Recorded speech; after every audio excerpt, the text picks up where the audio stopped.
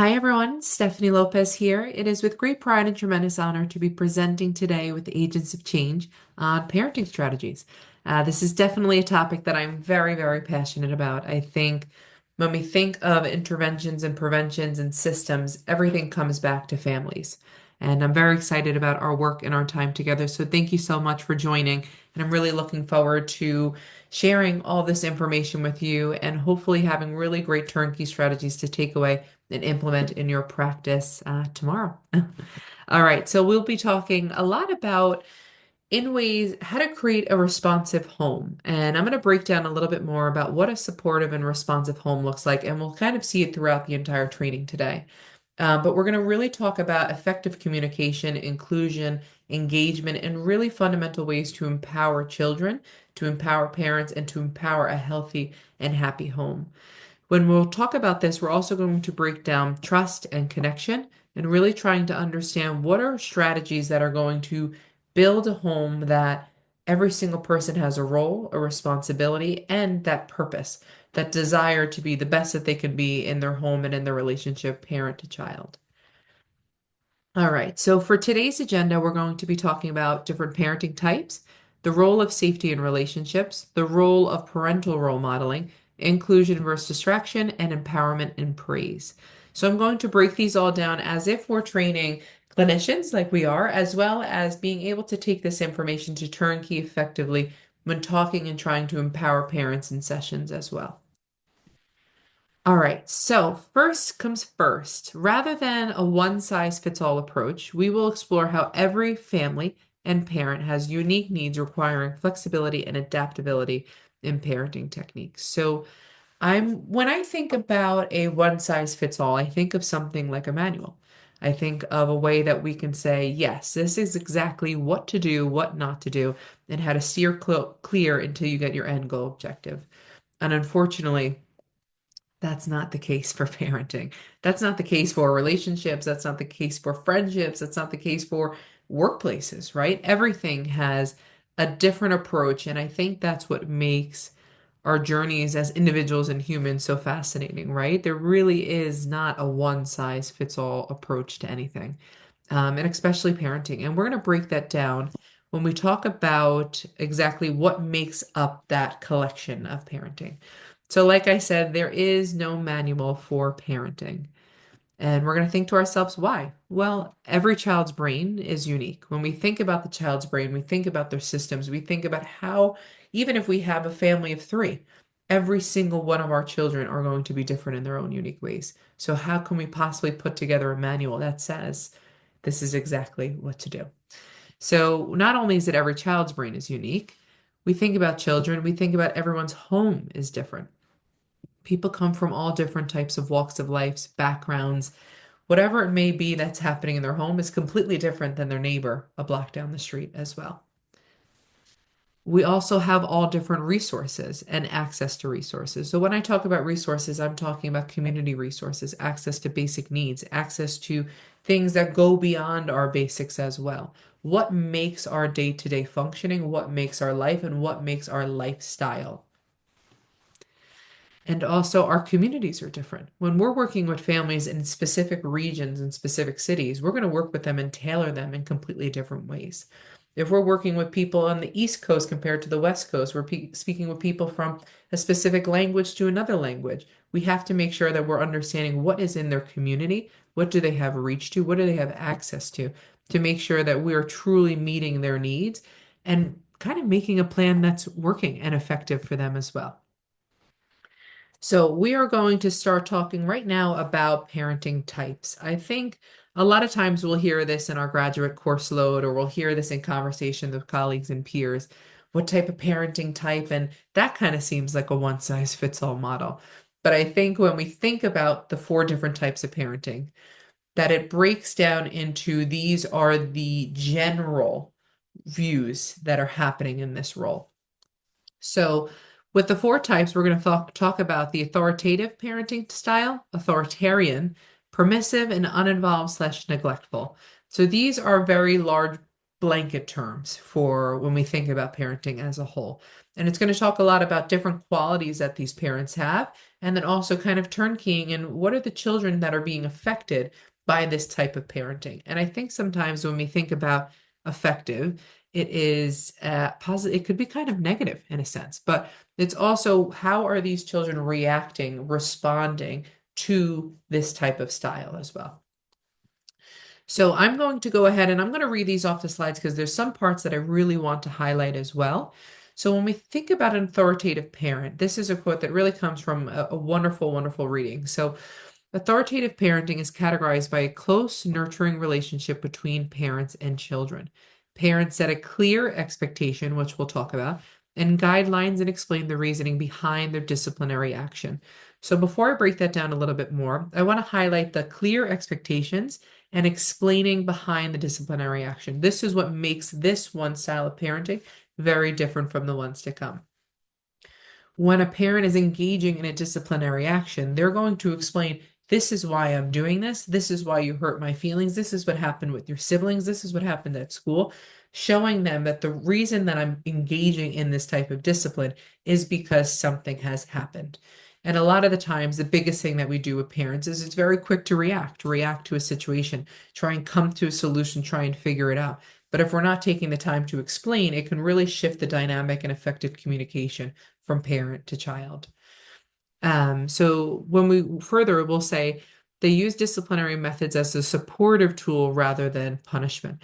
So we're talking about different ways to have that idea and concept of discipline in that parent to child relationship rather than just say, you're in trouble, there's a stamp, you're done, right? We're trying to think of ways, what are ways that we can have a conversation?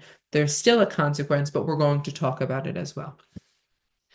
Children are encouraged to have input in setting goals and expectations, thereby fostering open, frequent, and appropriate communication between parent and child. So when the child is encouraged to have input, they're also showing the child that your voice matters in this specific conversation, situation, scenario, whatever it may be.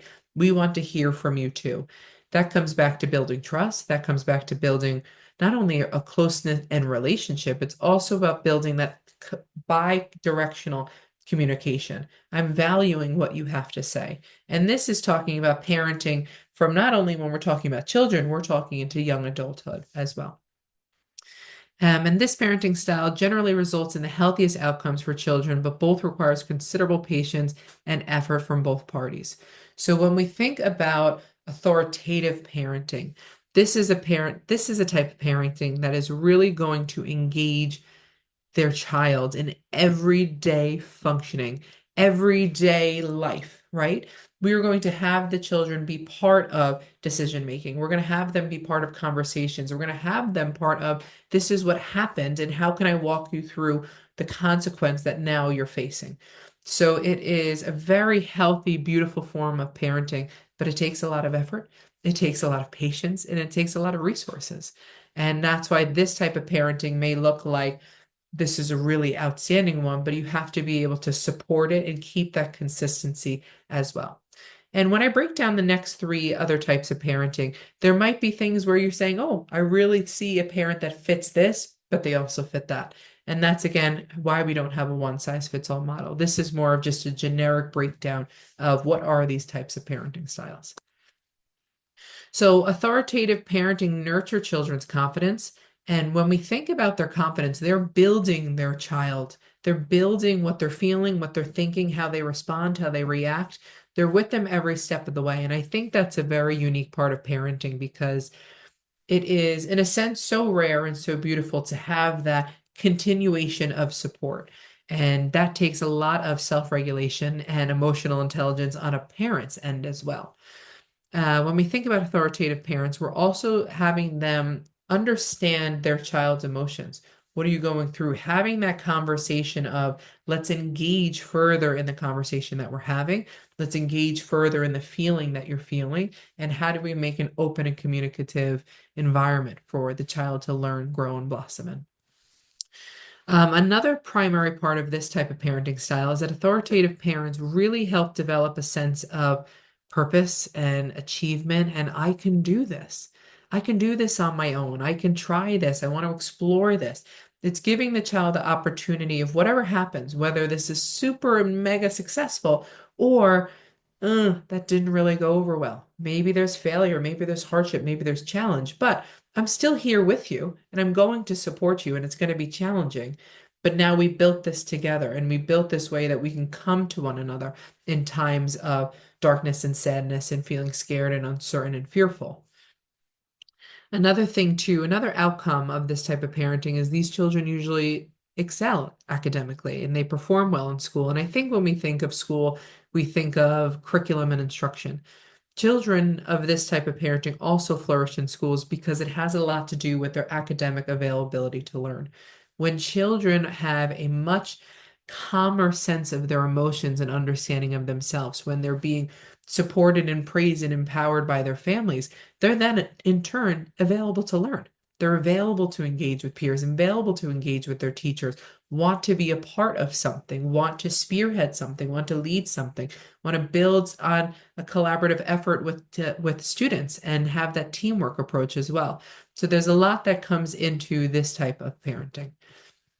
So I put together a little analogy too that I'll give just a few moments to read this over as well. But when we think of this type of parenting, I think we can all think of someone that truly believed in us, someone that truly understood us, took time for us, walked us through things, were patient, role model that sense of behavior of you're making me feel like I belong here. You're making me feel that I feel heard, I feel seen, I feel acknowledged. And things are going to get tough. It's also that realistic ideology. Things are going to get tough. Things are going to be confusing. Challenges are going to come up. But when you raise and embed that in the children from the very beginning, there's that understanding of, oh, wait, it is going to get tough, but I can do this. And this type of parent is saying, you can do this, and I'm here with you along the way.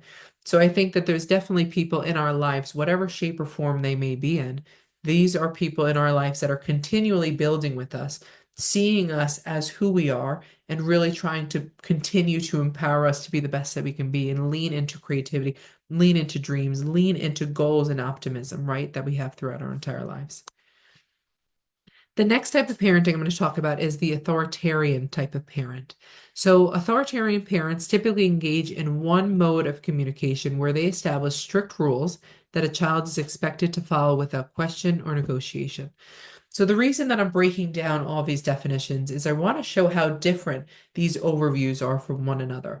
So, when we think about this type of parenting, they're really saying that I'm going to set the rules for us, and I'm not really going to tell you why because these are the rules and this is our home and you have to respect this.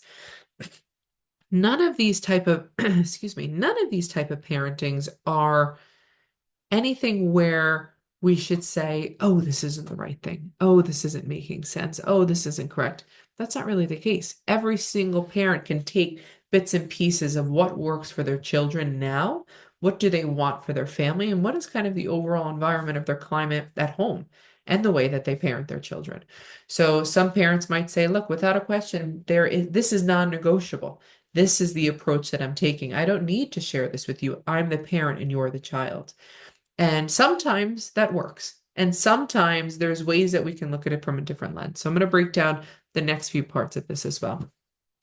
When they're talking about the rules and expectations for home, they're rarely explained, and children are expected to meet high standards without having that threshold of, I made a mistake, I got scared, I don't know what to do, there is an error. It's a very fine line, a very straight line. This is my expectation, and I need to now then make sure that I'm doing exactly what that is.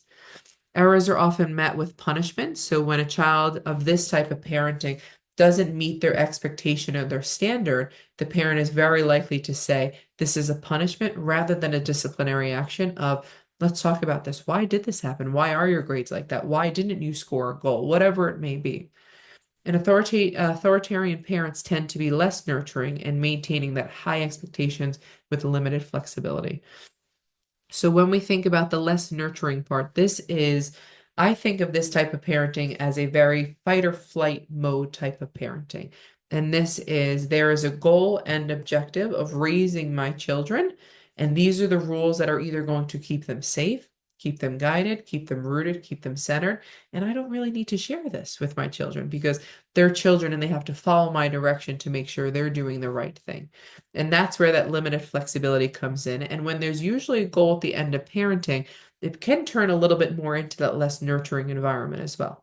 So again, as we break these down, there's nothing that we can say this is the number one type of parenting style. Everyone should be X, Y, and Z. That's not really the case. There's going to be times where you say, I really have to lean into this type of parenting, or I've been this type of parenting and I kind of want to shift gears and see what works in these other different approaches as well. So when we break down this as well, I'm going to break down just a few parts of this. When we think of children that come from this parenting style, they're also known for following things in fidelity, following instruction. I'm going to follow every single thing that you say because that was the way that I was raised. That's what I know. That's what I'm expecting for myself. Another thing is when we think about children that come from this type of parenting is someone can only follow the rules, right, for so long. And I think that's a very interesting approach that we hear from peers and colleagues and other providers is you have to continue to grow with your child. As there's no one size fits all, there is not one type of parenting that's going to work in all the different changes that your child is going to incur over their lifetime.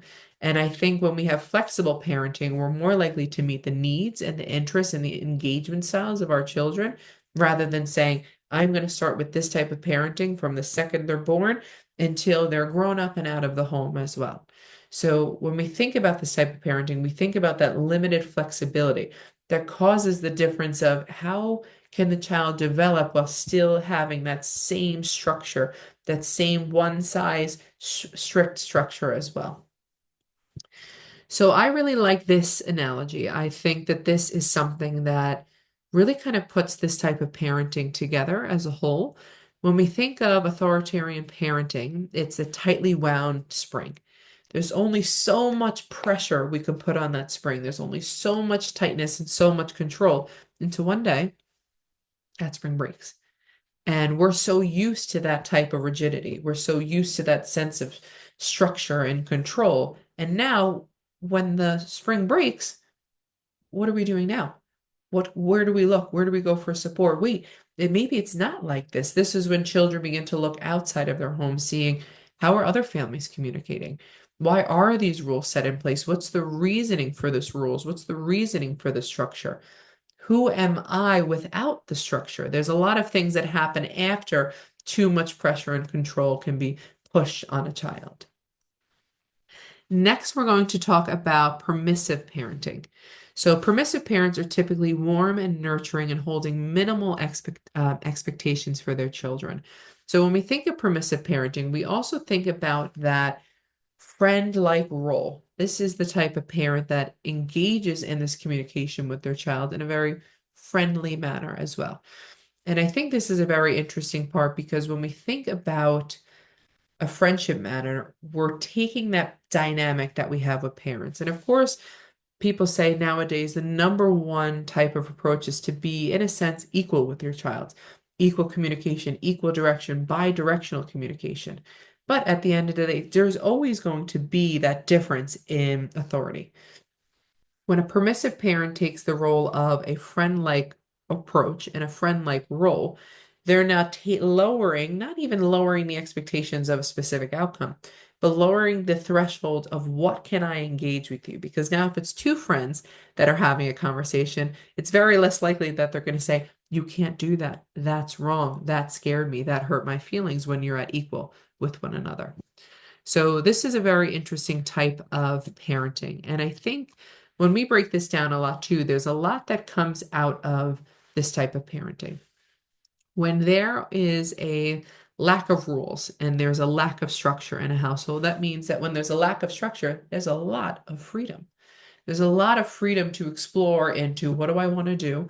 How do I want to go about my day? How do I want to dress? How do I want to eat? When do I want to do my homework? When do I want to go to bed? When do I want to get into the shower? There's so many different things that come out of this as well.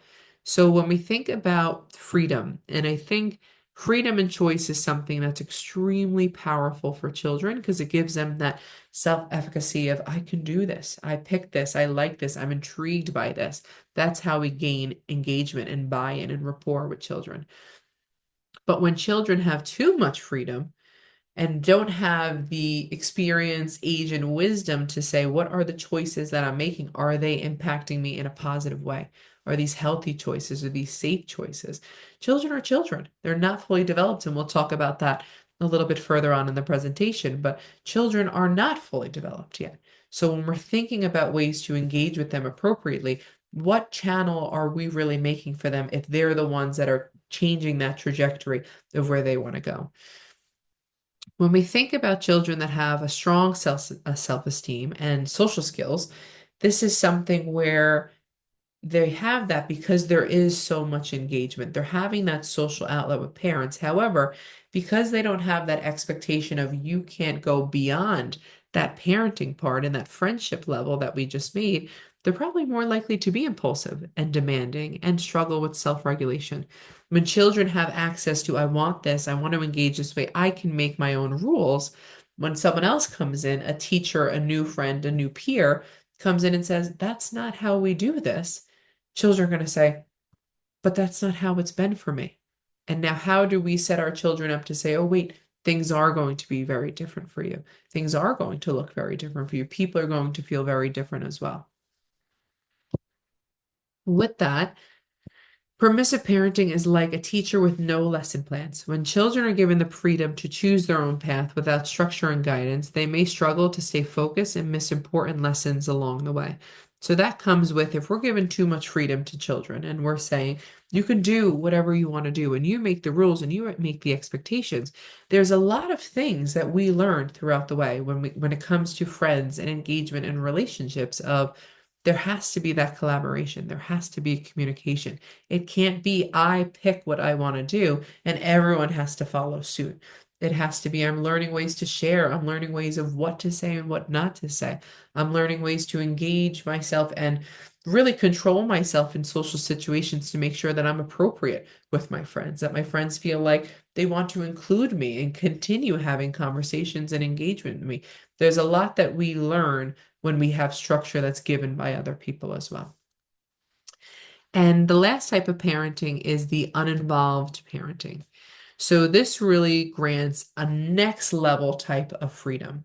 And this is more of not coming at that friendly approach of you pick and let's decide. It's coming more from a I'm off, hands off. I'm going to fulfill your needs. I'm going to make sure that you have food, shelter, water.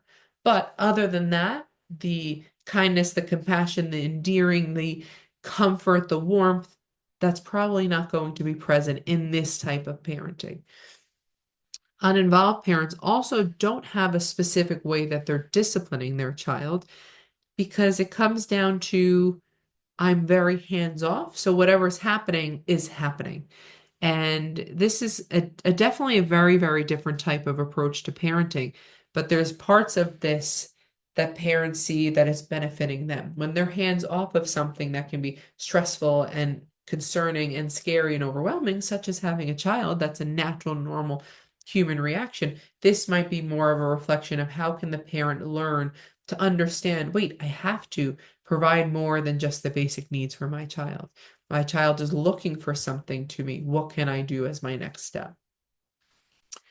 So when we think about these type of children, they face a lot of academic challenges. There's things that they're learning in the structure of a school setting that are going to be very different than their home life. So when we're taking out parts of curriculum and instruction, we're also thinking about children in their own lives when what does structure change and impact in our lives from day to day? They may have difficulty maintaining and nurturing social relationships. They haven't seen that in their home. And we're going to talk a little bit about that too, of when children see something specific in their homes, it's usually a reflection of what's going to be happening outside in peer groups and relationships and social engagements as well. When we think about resilient children, I think throughout the research, we think of resilient children can come from uninvolved parents. And that's because they have to be resilient. They have to be self-sufficient. They have to be hard workers, whatever it may be. but that is truly out of necessity. When we see resilience in children that come out of, I want to learn, I want to explore, I want to be creative, I want to be curious about this, I'm excited by this, I'm interested by this. That's a different type of resiliency. That's resiliency. Of course, it fits under the definition of resiliency, but there's a difference of I have to be like this rather than I have this desire, this yearn to learn and explore and engage. There's a very large difference between the two of those that we'll see in these type of children. All right, so this I thought was really interesting as well. So I just want to read this one completely, and then I have a few points that I want to talk about with this.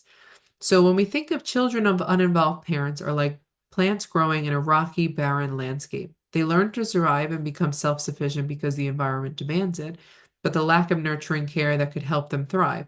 Without consistent support or proper tools, they may develop resiliency out of necessity, yet struggle to grow strong roots in their emotional regulation, coping skills, and social connections, much like plants that struggle to flourish without the right conditions. So I think this analogy is perfect when we think about parenting in this style. When someone has to build specific skills out of necessity, they're focused on very few skills that they're building. They're focused on the skills that are going to get them to where they need to be, that are going to get them to feel safe, and that are going to get them to feel comfortable. And if our threshold is meeting our needs, then the next level on the hierarchy scale is, what about my feelings? How am I going to cope through this? What am I thinking? What am I feeling? Do I want to continue this friendship? I really love the way this friend makes me feel. I really like the way that my teacher is believing in me and building me and communicating with me. When children come from an uninvolved type of parent, they're coming from that need, that urge to make sure that they're meeting their own needs. And they're meeting their own needs of, I might not have to focus on coping strategies right now because I need to focus on something else. And it's that resiliency factor that really shapes the dynamic of these type of children as well. All right, so throughout this presentation, you'll see a few shifting gears, which means I'm going to change into the next topic. And I think this part is really interesting because when we think about parenting types, I want us to keep that in the back of our head throughout the entire presentation of what does that look like? What does that sound like? What parent does this remind me of? Is this something that I saw in my own home? Is this something that I've seen in a friend's home? It helps us, in a sense, connect the dots of things that we might not have really looked into before. All right. So another analogy, you'll see a few of these throughout the presentation, is parenting is like cooking. So I love to cook. So this is a very exciting analogy for me to present today because I think this is really what connects the dots for me when I try and understand the systems of families and parenting and relationships. So when we think about cooking, we may not follow the recipe exactly. I'm sure that we all have a recipe that's in our family or in our circle or our friend circle, whatever it may be, that we might have a unique twist on. There's something that makes it really special, and then there's sometimes where we don't have all of the ingredients and we might not have access to things, so things won't look exactly the same. Our cooking is a reflection of where we come from. When we think about cooking, we think about the recipes in our home. They're very unique to our heritage, our culture, our customs, our traditions, our families, as well as when we see new types of recipes and collections, we might have learned that from online. A peer, a colleague, one of our new, maybe a new person that's coming to work with us. We're learning different things from also the way that our life is revolving. And our ingredients are based on our current resources. So if I have a beautiful recipe that calls for X, Y, and Z, but it's saying it needs organic tomatoes, but I only have regular tomatoes, then my recipe is going to look a lot different from that. So when we break this up, when we talk about parenting and we talk about families, not every single family is going to follow the recipe and the manual and what they should do for their child. Their parenting strategies are going to be a reflection of their home, of where they came from, how they were raised, what's their traditions, what's their culture. And that brings us back to the form of every home is different, every background is different. And that's why every parenting is different from culture to culture. And when we talk about our ingredients, we're also talking about what are the factors that influence our type of parenting. And that's going to look very different based on the resources that we have. Some parents might have a greater connection with their child because they have more time off from their child. That's something that they really need. And that might mean that they have grandparents that are involved, or they have the funds to provide for daycare. And they feel to take care of themselves to be the best parent is time away from their child here and there. Some families might say, I don't have the means to do that, but something that I really like to do is spend more quality time with my child in smaller bursts. And how do I do that as well? By not having the funds for childcare. So there's a lot of different aspects when we think about families. And I think about if we try to really focus on the differences of cooking and the differences of approaches, it will make us more empathetic to, yes, families are going to be very different. Parenting styles are going to be very different. This is also the same exact thing for every single child that a family has. Their first child, the recipe might say they were a great sleeper. So all the other ingredients they might not really need.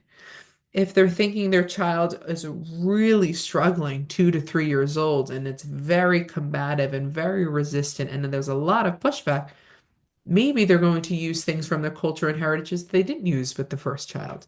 So that's why when we say every single type of parenting structure is very different, and this is exactly why.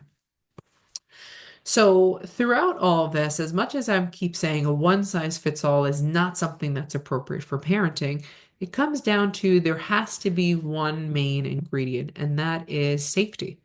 When we think about effective parenting, when we think about parenting that truly, truly works, that is when safety is a priority for that child and is a priority for that parent as well. So safety first. I feel we hear this in the workplace, we hear this in schools, we hear this with families. Safety must come first and above all. Then everything else can come secondary to that.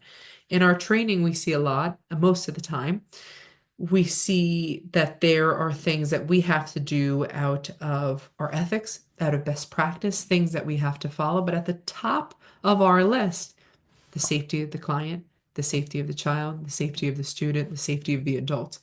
So everything that we learn that can really enhance interventions and prevention methods, safety is always going to be that number one thing. And that's the same exact thing for parenting. So we're going to talk about safety. We're going to break that down. I think a lot of times we think of safety and we think of a situation where there's immense amount of crisis and we have to figure out a way to get safe. How do we get out of a home if there's a fire? How do we get out of the school if there's an unsafe event? How do we find the nearest exit? Safety, safety, safety.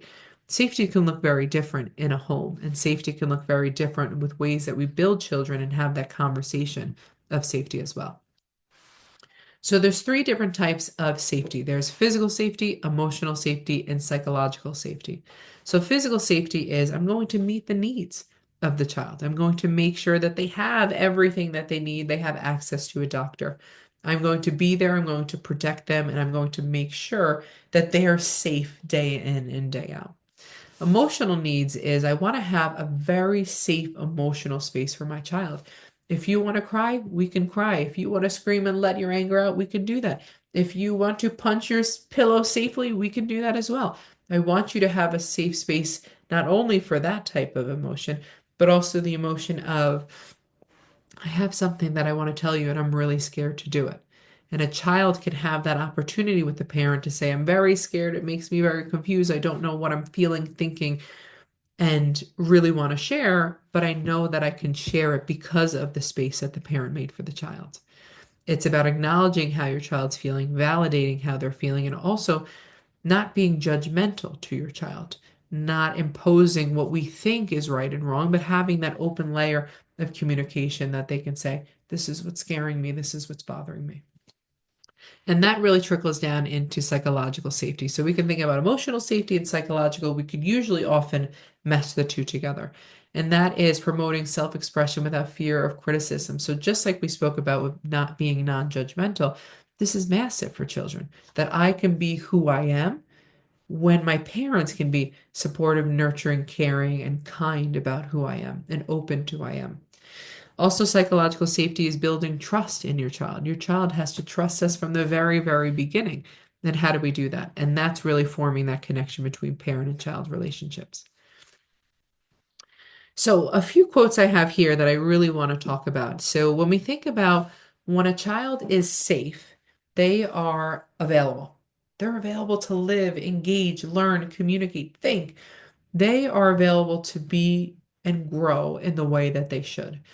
And I think a lot of the times, if safety is our basic necessity and we can check that off, then we can continue to engage into all that life has to offer, right? If I'm not focused on my safety, I can focus on building that relationship with one of the friends in my class. I can focus on drawing and painting because I love it so much. I can focus on my sports because I'm so engaged with my other teammates. When safety is checked off for our children, we're now opening the door to all the other opportunities that are coming their way. This is a quote that I heard in a presentation, and I'm not sure who this was by, but it was just a really, really lovely quote when we were in a breakout group. And it said, a parent will struggle to parent appropriately if they are in survival mode. And I thought to myself, okay, it kind of passed by me when I first heard it. And then I thought to myself, oh, if a parent doesn't have the resources to appropriately parent, and they're constantly in survival mode, and they're constantly trying to make sure that their home and community and environment is safe, then how can they then engage in those communicative conversations and compassionate conversations, and let's be curious together, and let's explore together, and let's draw together and paint together and play games when I'm focused on survival? And I think that's something that we don't give enough parents credit for. If a parent doesn't have the skills and capacity right now to parent, doesn't mean that they're an awful parent, doesn't mean that they're a bad parent. It means that we have other priorities that we need to focus on first. And usually that priority is safety. And it's not safety of making sure that the home is safe itself and the doors are locked. We're talking about safety in, are their basic needs met? Do they have access to what they need access to? Are they feeling safe and stable and calm in their own self? There's a lot that goes into this. So this is definitely a quote that always stood out to me and was very, very interesting from the very beginning. So with that, we're going to shift gears again to talk about role models. So this is probably my favorite part of the entire presentation. I think before we go on to this, I want us just to take a few moments here to think about a role model in our lives. Someone that has stood the test of time, with someone that we really adore, someone we admire, someone that we want to be like. I want to speak like you, talk like you, walk like you, play like you, whatever it may be. Their energy, their awareness, their confidence, whatever it may be that we're attracted to, that is something that stands out in a role model. And a role model can be the same as a mentor. A role model can be someone we look up to. There's a lot of ways that we can use that interchangeably. So when we think about the definition of a role model, it is a person whose behavior in a particular role is imitated by others. So when we think about that, what is that person doing that all of us want to do as well? All of us want to act like you, talk like you, engage like you, hold the presence like you. What is that that person usually has? So before I talk a little bit more about role modeling, I want to talk about sponges, which is an interesting topic. But when we think about sponges, we often hear children are like sponges. Be careful what you say, children are like sponges. Be careful what you're doing, children are like sponges. It's something that we always hear. I definitely see that when we use this type of analogy, it can really worry parents of, am I doing the right thing? Am I not the best parent? Are they hearing everything that I'm doing? This is our opportunity as clinicians to empower parents to say, yes, they're looking, they're watching, they're absorbing every single thing that's going around, but you're also learning how to be a parent. This is your first time. Maybe it's your third child. It's still your first time being a parent to a third child. As they're growing up being children, we're growing up and being parents. They're learning how to be children, and we're learning how to be parents at the same time. So when we talk about children are like sponges, they absolutely are. And there's ways that we can reframe this to empower parents on the decisions that they make day to day. So this was a quote that really, really stood out to me. And this is from the Montessori approach as well. So I'll give us all just a few seconds to read this over. And I think this is very, very interesting when we think about children and families and how we're not only exposing them to specific information and thoughts and feelings and emotions, but we're also shaping their own environment as well. So I'll give us a moment to read this.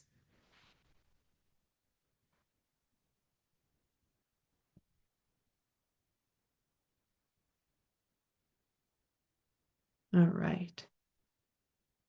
So when we think about why are they sponges? Why do they pick up on everything, right? And I think that's one because they're extremely curious. They're new.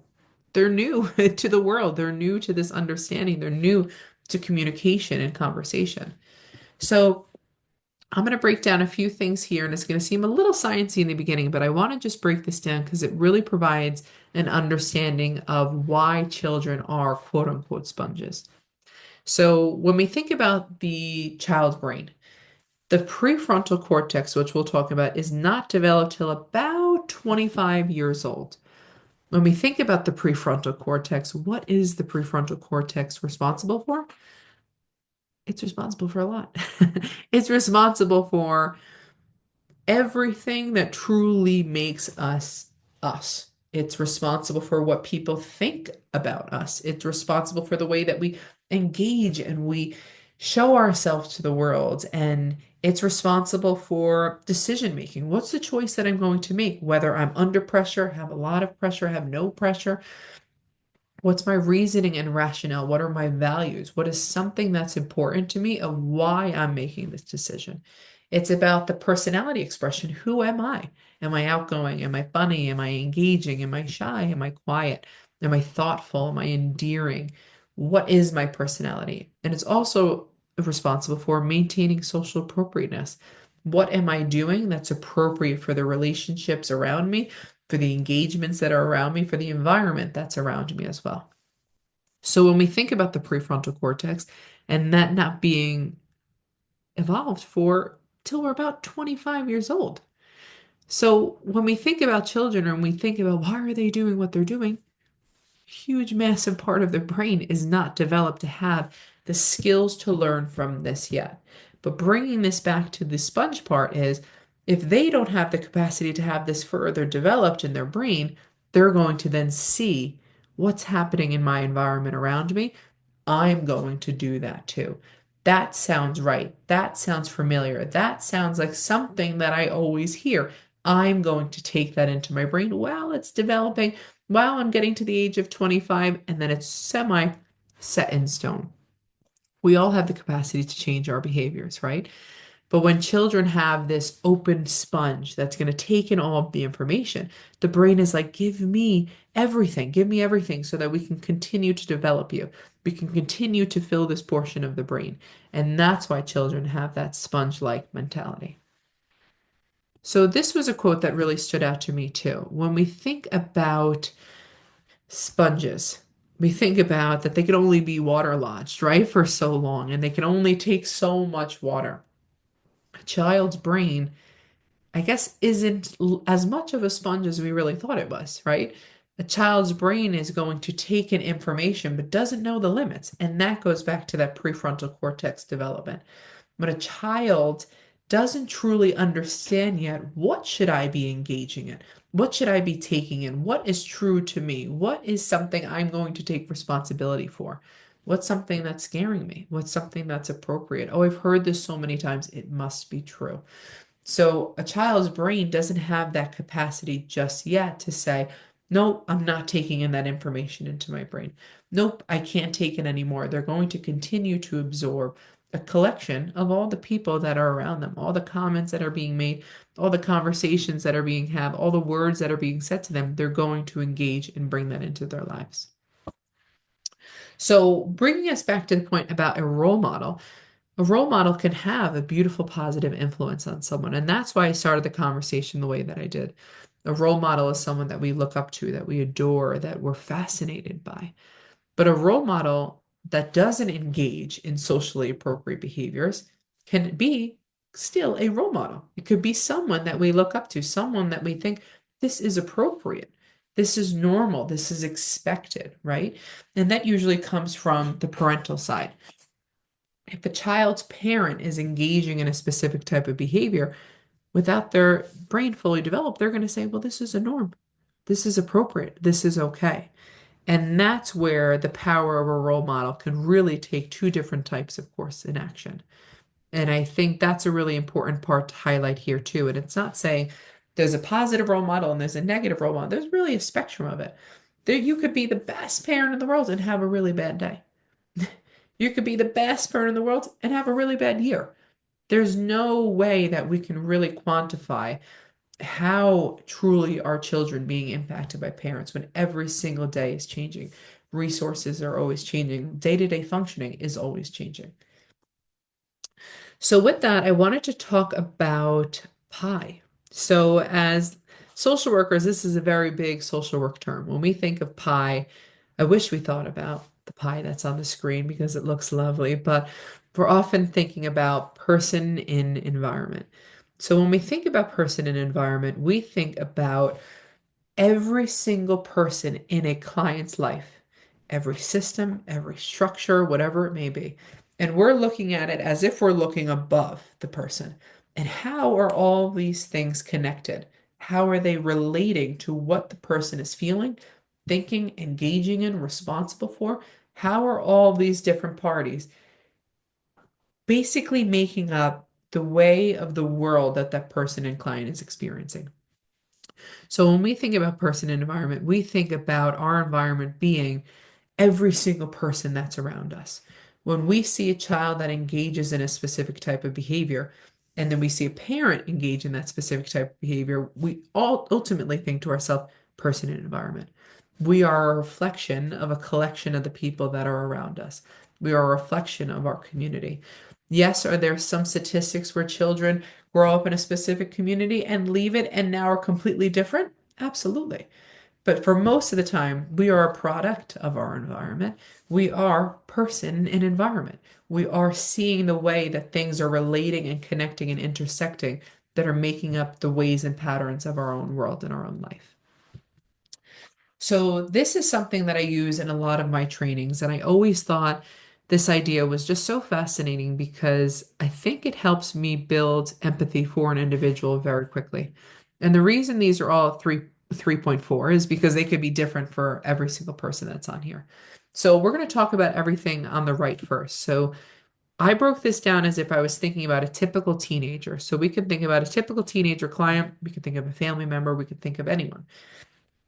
Usually in their day to day, from a typical lens, they're focused on friends and sports and activities and theater and am I getting invited somewhere and I really like this person, or am I going to fit in? Do you think they really like me? Am I wearing what everyone's wearing?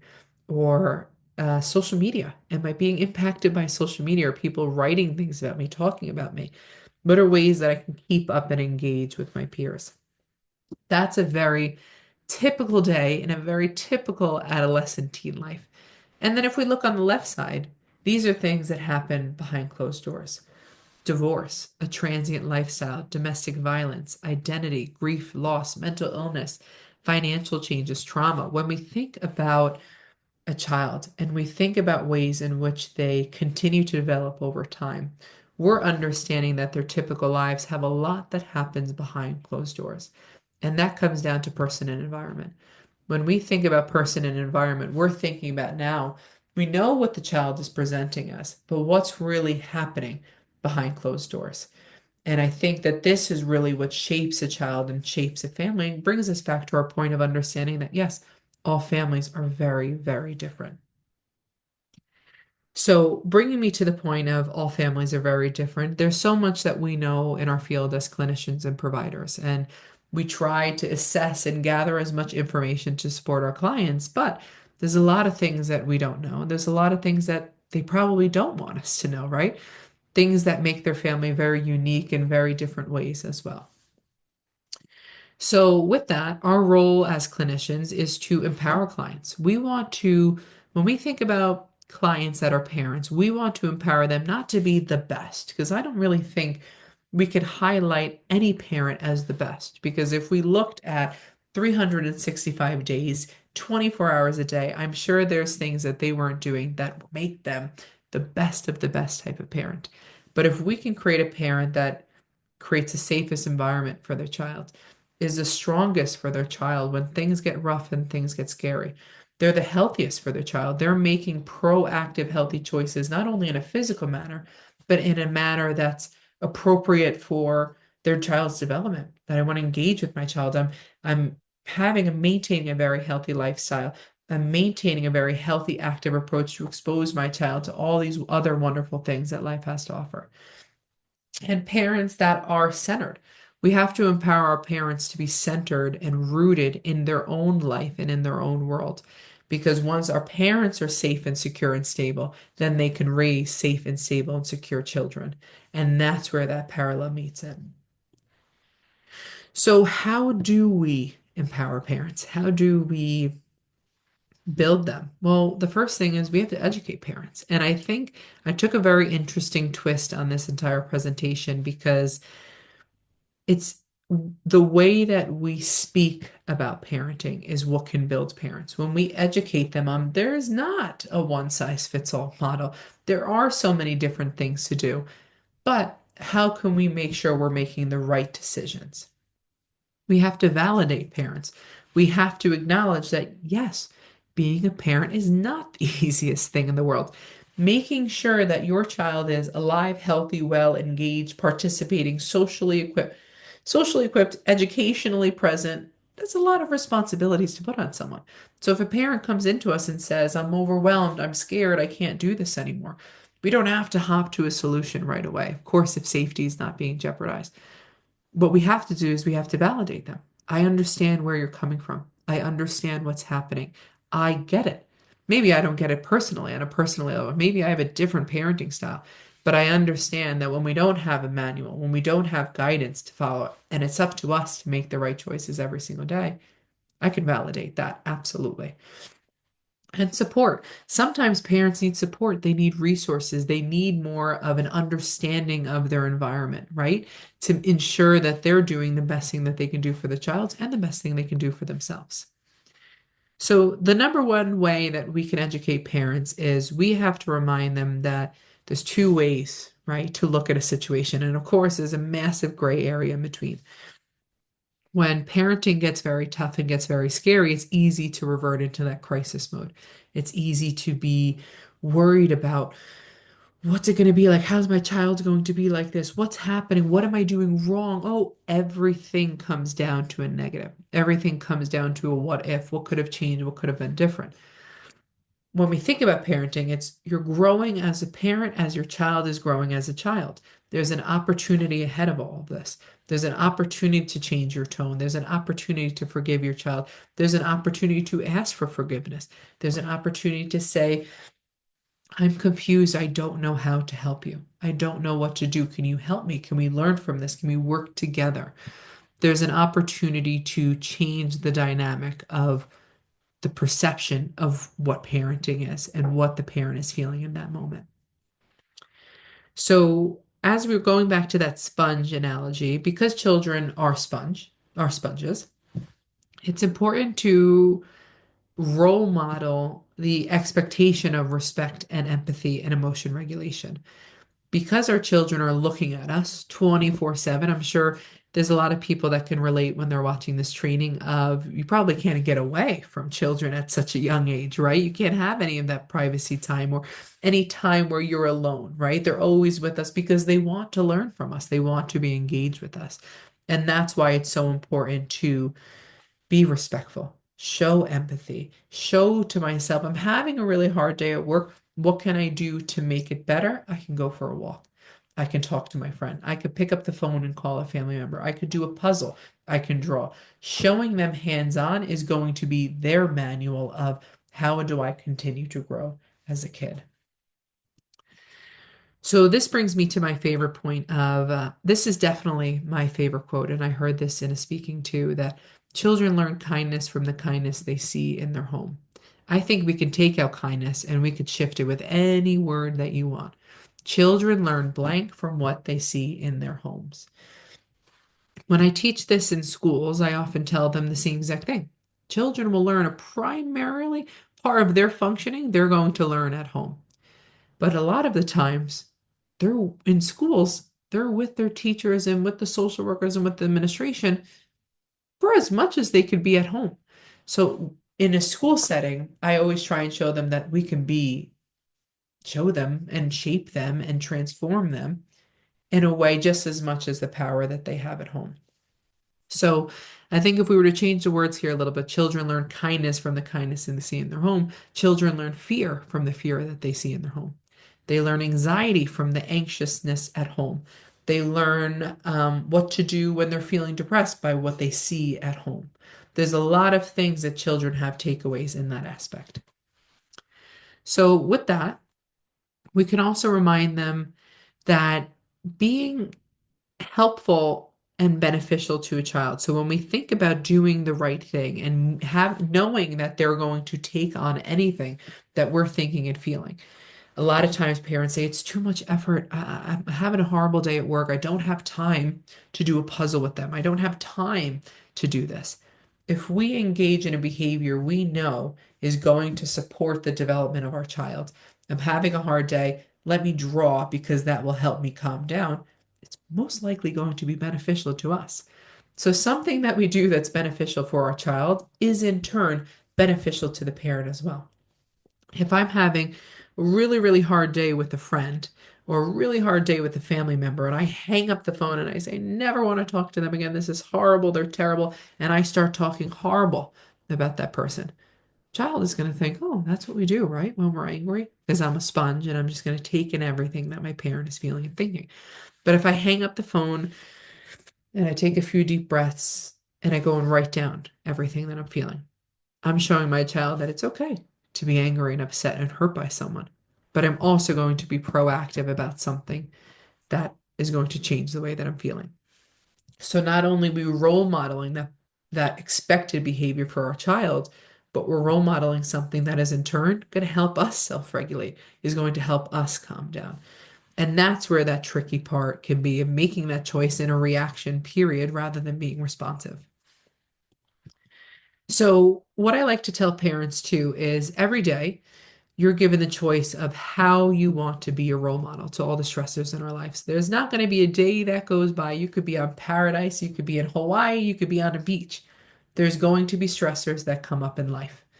And when we tell parents that they have the power every single day to make that choice of what do I want to do for my family, for my children, and for myself. And that can be very overwhelming for a lot of parents. It can be very scary. It's a lot of responsibility. But that's that unspoken rule of being a parent. We're now given that responsibility that every single day we have to make a choice. Do we want to be upset? Do we want to have these feelings? Do we want to engage in behaviors that aren't healthy for us? Or do I want to be proactive about where I want to be and where I want to go? When we think about prevention versus intervention, this is really focused on when we think about prevention as a whole, we're thinking about I have to put in a lot of effort with my child to make sure things are all correct, right? The intervention component about this is I'd rather put up a ton of time. I'd rather engage in journaling with my child and have an open space with my child and speak with my child about hard and scary things because the intervention is going to look a lot different. The intervention is going to be focused on fear and now I have to be in crisis mode because I have to figure all of this out right now rather than prevention as I have to put a lot of time forward. But the intervention is not going to be as shocking and daunting and scary, and I'm going to be prepared for what's to come. So that's what I also like to take parents. You either put time in a ton in the beginning with your child, or you have to put in a ton of time in the intervention mode where you probably won't have all the time and the quality of that time to say, how can I get through this effectively and appropriately? So again, we are going to shift gears onto how. How do we empower children? And I think there are a lot of ways that we can empower children, but the number one way that we can empower children is to include them. I think a lot of times we see parents and they're trying to find all these makeshift ways to distract their child. And if you include your child in what they're doing, there's so much that comes out of that connection and bond that you're making. So we're going to break that down a little bit more from this point on. So The act of inclusion is an effective approach to parenting, but there's many, many different ways to do that. So again, I'm going to talk about including, but I'm going to talk about it in two different types of ways. Including in the functioning of a home and daily life, and including with the intention for a bi-directional relationship. So first, I'm going to talk about including them in the functioning of every single day life. When we include children in the functioning of a home, when we include them of, I want you to help me. Look at how I'm sweeping the floor. I have to sweep the floor because when we come in from outside, our feet are dirty. I don't want you to have dirty feet to go to bed. Well, we're showing them, we're including them in our why and our processes and our way of doing things around the home. I have to do this laundry because I want you to go to school very clean and sparkly and feeling great for the day. When we think about ways that we can integrate children into the functioning of the home, we're giving them a role. We're giving them a reason as to why we're doing what we're doing. If I tell the child, unload the dishwasher, just unload it. I've asked you multiple times, unload the dishwasher. They're thinking, why, how, why can't you do it? You always do it. Why am I doing it now? That's going to be a very typical response coming back from a child. But it comes down to, if we're talking about a chore and I'm saying to you, can you please do it? Because when we have the dishes, we have more dishes. We don't have to scramble at dinner time. Everyone can eat at the same exact time. I don't have to watch them. It helps me. It helps the functioning of the home. When we include children from the very beginning in the functioning of a home, it's less likely to feel like a chore for them. All right. So how do we do this? And I think that's comes down to the way that we engage with our children. And a lot of parents say, well, I've never had my child help, but before I can't ask them now. We can always ask them. We can always change up something. We can change up the structure of how we want it to be in our home. So the number one way to include children in the home is to have the goal and intention of building respect and appreciation in the home. When a child constantly has their laundry done for them, and then they don't one day, they're thinking to themselves, I really wish I had clean clothes. I really wish I had those cool shorts that I could wear to my soccer game. I really wish I had that tank top that I feel so good and comfortable in. When a child sees, oh, wait, my parent continues to do this for me and I always have my clean clothes, there is that respect. There is that appreciation that comes through it. We might think that's a large concept for children to understand, but there's so much in it that they already do understand.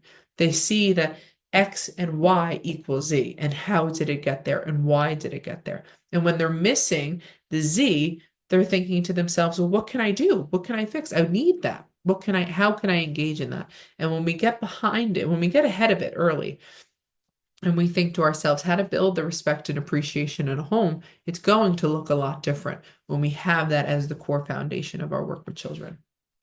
So the number one way to do this is to balance responsibilities. So we as human want to feel part of something. We want to feel purpose. We want to feel engaged in something. So the number one thing we can do for children, and this is going to be very focused on younger children, but the best part about parenting is you can do this with your children turned into adulthood. When we assign children developmentally appropriate tasks and responsibilities, we're giving them the opportunity to be a part of the functioning of the home, the responsibility of the home. If my child empties the dishwasher, thank you for emptying the dishwasher. Now there's 6 plates for dinner time when we have guests over, and that was because of you. Connecting the dots for them as well. Involve children in meal preparation and setting tables and choosing weekly family meals. A lot of the time we say, we have to get this done. We have to figure this out. This is just a system. I don't have enough time. But when we bring children into the conversation of meal preparation and table, they're feeling the purpose of, I made this dinner. Everyone's enjoying it. Everyone's so happy. We got everyone to the table. There's a lot of messages that come out of this as well. Snack time. This is very, very important to talk about. So when we let children choose their meals or snacks, if you feel this really isn't healthy or appropriate for them, then we have to have that conversation. If I just say to them, no pretzels today, absolutely not, pick something else, they're thinking to themselves, why can't I have pretzels? I love pretzels. We always have pretzels. Pretzels are so great. I always have them after school. We're building that conversation in them. We're including them in the conversation of, this isn't the healthiest choice for you right now. Or this really isn't appropriate. You just had X, Y, and Z before this, pretzels isn't going to keep you that full. What's something else that we can pick that's going to make you feel full until dinner time? Having that conversation rather than just stopping the conversation. Saying no doesn't explain anything to a child. It just puts up that fear and that concern and the questioning of why is it no? Another thing we can do is encourage them to help plan after school activities or a family vacation or a family outing. This will give us insight to our children of what are they interested in? What are they engaged in? How helpful do they want to be? Do they want to be leaders? Do they want to be explorers? Giving them the opportunity to be part of their day to day. What is something that they want to do? Oftentimes, parents say this is the agenda and it's not changing. But when we give students the flexibility, we could say, oh, I didn't think you'd want to go for a hike. This is excellent. And now we can learn so much more on a hike and give them that opportunity to learn about nature and the environment and seeing other people explore and be curious and interested in something. When we think about bedtime, so this can work for children and this can work for teens as well. So allowing them to structure their bedtime routine. So this is the really important part about parenting is the bedtime routine is an expectation. I'm expecting us to go to bed at 8 o'clock. But you can pick all the activities or the book or whatever you want to do beforehand. And that's where we can put the flexibility in. So the really beautiful equation of parenting is here's my expectation, but here are your choices of how to get to this exact expectation as well. When we also give children the opportunity to decorate or arrange their room or whatever it may be, we're giving them the opportunity to put something together that's really them. That's giving them an environment where they can feel safe and comfortable and in something that they really enjoy and want to be in. Giving them the opportunity to have their own space, allowing them to have that self-expression. There's so much that goes into this as well. This point is definitely one of my favorite points. When we invite them to suggest a solution when solving a family problem or a challenge, after we deem it appropriately for them, we're showing them that as much as you lean on me as the parent, I trust you so much. I think you're so brilliant and so sharp and so strategic and so understanding and kind that you're going to be able to help me with my problem too. That will elevate a child into a different type of awareness of themselves and the capacity they feel they bring into a relationship. In all of these examples that I just shared before, they want to feel that their voice matters in their home. They want to show you that the clothes that I'm wearing, the way that I'm expressing myself, the way that I want to have a specific type of routine before bed, or how I want to get up in the morning, what I want to eat, we're also giving them that opportunity to say, my voice matters. And you're hearing it, acknowledging it, and respecting my voice as well. So now we're going to shift gears a little bit to including with intention for a bidirectional relationship. So when we think about a bidirectional relationship, it's with the intention of going beyond the typical needs of parenting, going beyond, I'm going to do what I need to do for my child. I'm going to go beyond that. I'm going to talk about that compassion, that kindness, that engagement, that warmth, that connection that we have, the love that's there. It goes far beyond that. So parents can empower their child through inclusive communication and time together. When we think about communication and we think about how we connect with our child, it's making space for your child. That's what communication all comes down to.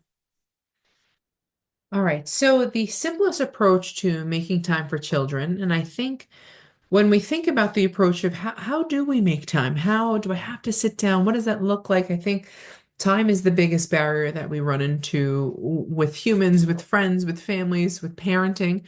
But it comes down to making time and space for their thoughts, their words, their ideas, their expressions, their creativities, their wonder. When we give them the opportunity to speak and engage with us, to share information with us, that's the number one way that we can build that bidirectional relationship. We want to have that opportunity where students feel they can speak to us, and rather than us just saying, this is what we're happening, this is what we're thinking, this is what's happening from this point going forward. So I wanted us just to take a moment here to imagine you're talking to your favorite person ever. For children, when they think about their parents, they think of their parents as their everything, right?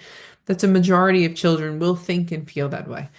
So let's think of someone that we really love and admire, and we're speaking to them and we're thinking to ourselves, they're not really listening to me and they're not really engaged. We feel that. We understand it, we sense it, we're gravitated toward that pull. That's something that children can pick up on right away. So when we don't give children the opportunity to engage and speak and feel specific ways, we're limiting that opportunity to having that connection in that relationship, that bidirectional communication. So the number one ways to really build that relationship that's just doesn't even go bi-directional communication. It goes bi-directional with we're both engaging with each other because we want to. We're both engaging with each other because we're getting something out of this, right?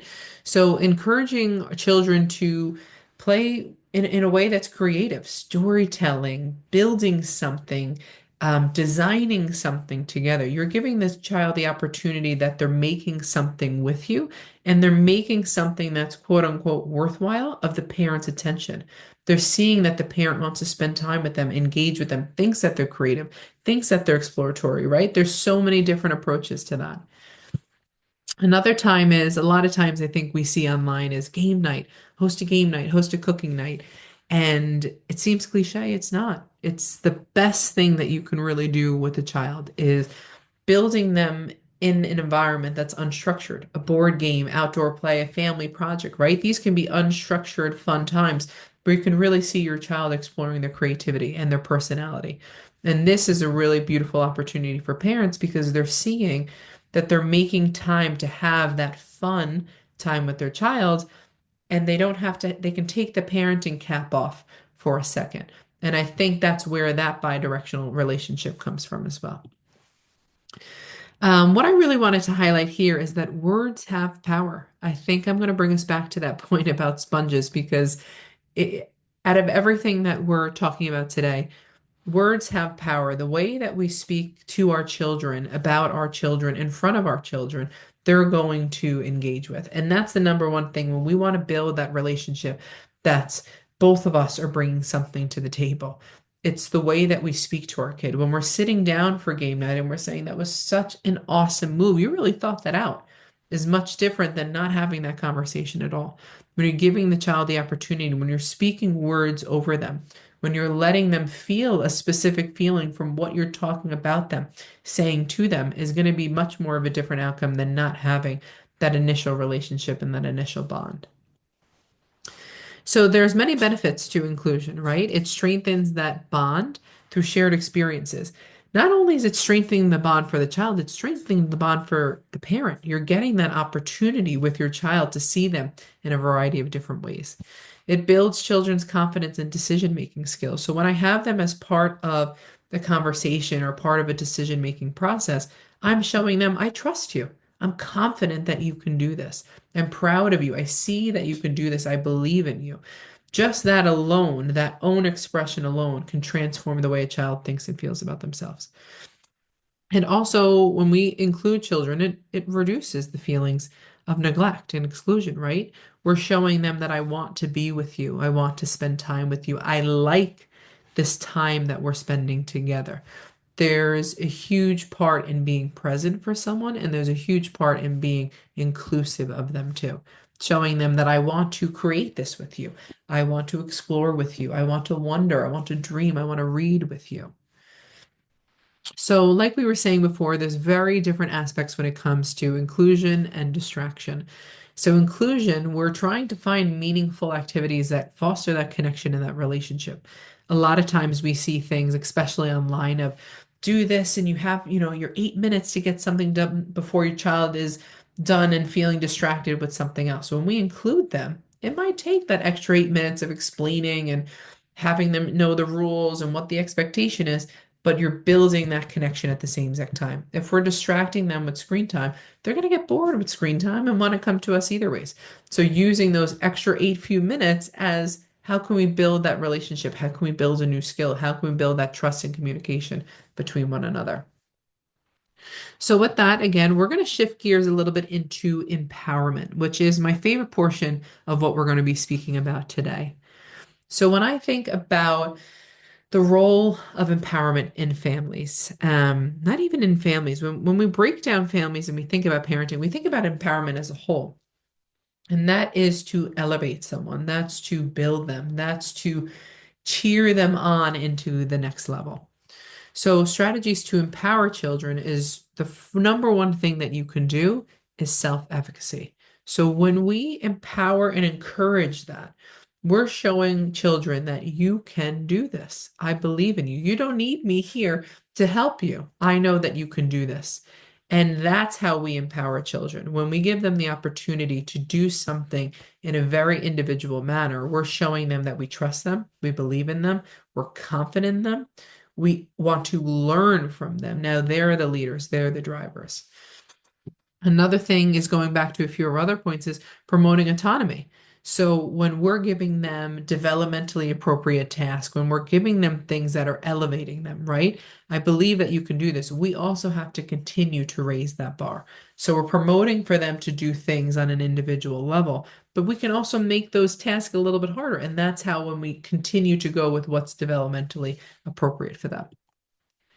So there's a massive difference between empowerment and praise. And I think a lot of times when we think about empowerment, the true definition is to build and to elevate, right? Praise is I'm applauding you. I'm applauding you. I see what you're doing. This is fantastic. Praise can be a portion of empowerment, right? But there's a difference of when we praise too much and when praise doesn't really hold its true value. So there's different types of techniques that we can use to praise, but the effective praise techniques is the first thing is to be authentic. Like we said, children are like sponges, but they can pick up on a lot of things. They can pick up on energy. They can pick up on the awareness and climate that they're surrounded by. So if we're saying to children, that was fantastic, and it was something that was to them very simple or something they didn't really put too much thought into or something they know that they can do, the fantastic bar, where is that elevating them to that next step? So when we're also authentic about something, if we're trying to praise them and say how smart and fantastic, but we don't really feel that way, any human at whatever age they are can pick up on that feeling of, do you actually feel that way? Or are you just saying this to me because it makes me feel good? Because once we're not authentic, it's going to rub off on saying, I don't really know how much further I feel about myself in this realm. Am I really fantastic? The next one is be specific. A lot of times we say, you are so smart. You're the smartest. You're so beautiful. You're so pretty. You're so kind. You're so great. You're fabulous, right? Or good job. Excellent work. I'm so proud of you. For what? What is that reason that we are applauding and praising them? So when we just say someone that was great, you did such a great job at school today, they're going to think to themselves, yeah, you did such a great job at school today. They know in their head what they did really great at school. They want us to identify what they did that was really great. So if I say something like, that was so nice of you to share with your sister, you know that she really wanted something that was really kind of you, rather than thanks for doing that with your sister. There's much more, there's much more of a connection that we're going to foster when we identify what the person really did and they can hold true value to what I did. They can also learn going forward, I can continue to do this for this person because they took awareness of it and I took awareness of it as well. Another big component about praise is we have to praise the effort, not just the results. So when we think about parenting styles and parenting types, we're usually often to set, okay, this is our expectation, this is the standard. But if your child is trying, that's more than enough to have praise and applauding for. Maybe they didn't get on the sports team, maybe they didn't get the spot in the dance or the theater production, whatever it may be. We're applauding them for trying. We're encouraging them to keep going when things get hard. And that's where praise transforms into empowerment. My biggest component here is to avoid overpraising. So when we think about overpraising, that is where it kind of loses, like we were saying before, it loses its magical touch. If people are always saying something, you're so fantastic, and you're thinking to yourself, well, they say it all the time. This is so great. This is wonderful. Where is that learning opportunity of how can I continue more? Where is that opportunity to feel like it's very genuine and very authentic. I think all of us can think of a time in our lives where someone complimented us or praised us and it really stood out because you yourself knew you put a lot of work into it. You put a lot of time and attention, whatever it may be. You put that determination and effort into that. So, empowerment and praise in action, what does that look like? So, when we put empowerment and praise and we really try and fuse the two together, we recognize achievements, big and small.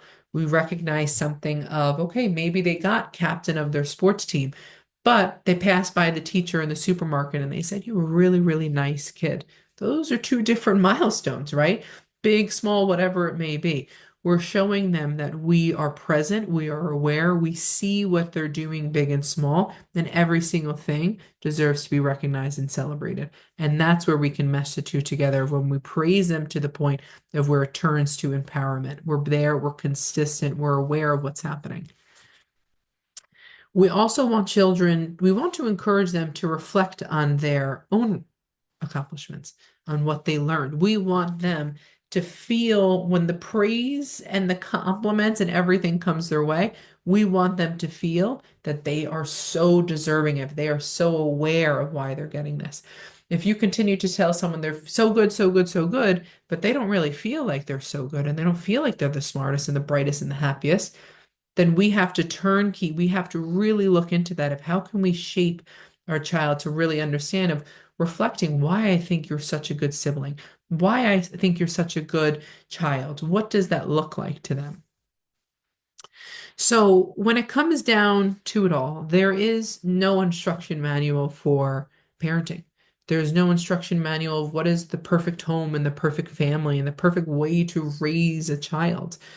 There is no way to do that. And I think when we think about parenting strategies as a whole and as a concept, there has to be a lot of awareness of how can we build healthy, happy, and centered homes?